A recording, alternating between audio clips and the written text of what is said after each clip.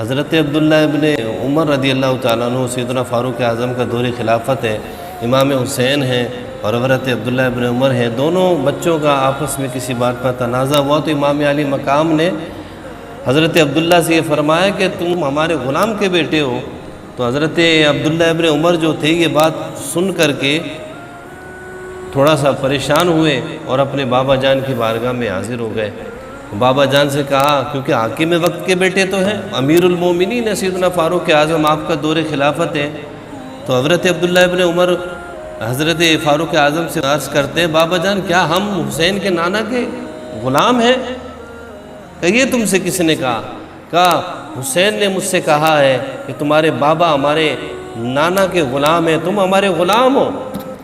تو سیدنا فاروق اعظم رضی اللہ تعالیٰ عنہ اپنی مسند سے اترے اور فرمایا، بیٹا جاؤ اور جا کر کے حسین سے یہ لکھوا کر کے لے آؤ۔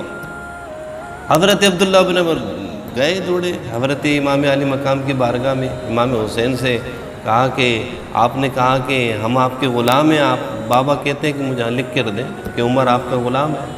تو امام علی مقام نے آپ کو لکھ کر کے دیا کہ ہاں جب غلام ہے تو لکھ کر بھی دیں گے۔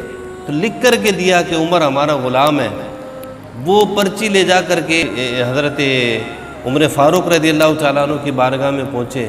جب حضرت عمر فاروق نے وہ پرچی دیکھی نا، دیکھ کر کے اشک بار آنکھوں سے اس پرچی کو اپنی آنکھوں سے لگایا اور اپنے بیٹے سے فرماتے ہیں کہ بیٹا جب میں مر جاؤں، میرا انتقال ہو جائے تو یہ پرچی میرے ساتھ میری قبر میں رکھ دینا، کل قیامت کا جب دن ہوگا تو یہ پرچی میں رب کی بارگاہ میں پیش کر دوں گا کہ دیکھ باری تعالیٰ میں تیرے پیارے رسول، تیرے پیارے حبیب کا غلام ہوں، جس کی سند امام حسین کی مہر شدہ یہ پرچی ہے۔